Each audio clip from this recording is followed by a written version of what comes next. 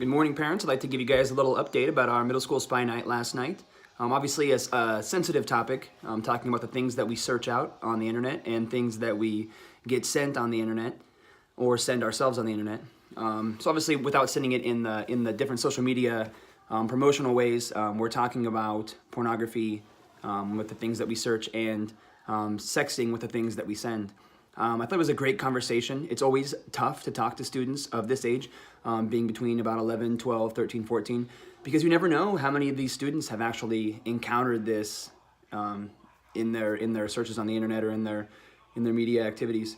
But we're finding, as we laid out last night, that the average age that students see these things are 8 to 11 years old. So these kids would be actually past that age, and many of them expressed that too, where they weren't surprised to hear that the age was 8 to 11. And not that they said that they looked at these things or were sent these things. We're not asking kids to fess up to that, but they definitely said that they were aware that this was actually a real thing. So that was, I think it was good that we talked about it. I know my son's 8 years old, and we have this conversation on a regular basis, talking about things he might encounter or things kids at school might say, because, we can try to protect our kids as best we can. But the fact is, we live in America, and it's a sexualized culture, both in the things that we search and the people that we encounter. So it's a good conversation as far as that goes. And none of the students were surprised when we dropped a stat like 94% of students will encounter pornographic images before the age of 14. No students were surprised to hear that, whether they had themselves or not. When it comes to the sexting, I was pleased to hear, from some of the leaders that had gotten the conversations about that our students weren't quite as familiar with sexting, which is good.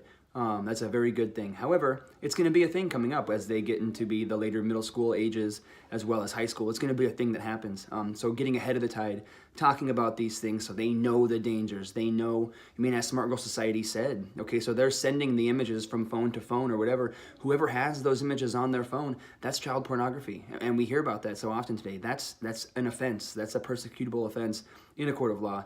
And not only for the student, but whoever owns that cellular device or that phone, that person can take the fall for that. Even if they didn't send them, as the owner of that device, you're responsible, and that's oftentimes the parents. So just having those conversations and laying out the true situation here. When we're looking at these images of these people, it's objectifying this person, and people are not meant to be objectified.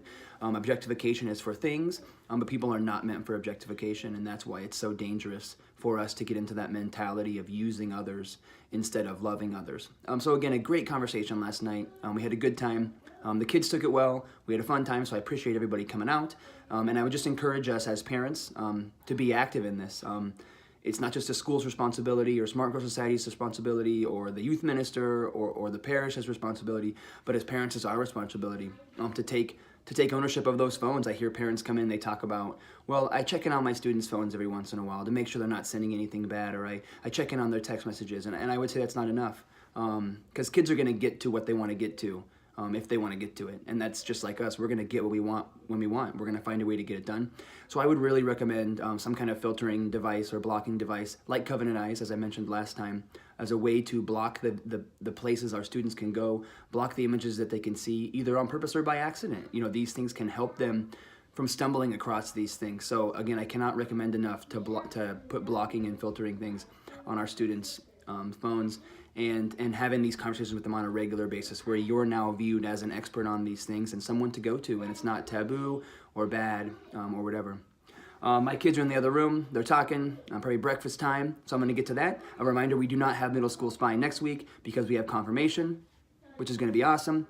About 186, 187 8th graders are going to get confirmed, which is very cool. I know we confirmed 2 of them a couple weeks ago, so very excited about that. And again, just be a voice in your student's life. Be the parent. These are the students that are in your house that you've been given responsibility for. You are the primary catechist. You are the primary educator of your student, and they need you. They need your help in a culture that wants to expose them to these things at a very young and innocent age. So thank you guys for sending your kids out last night, and thank you for the trust that you put in St. Patrick's, both in the school and in the parish.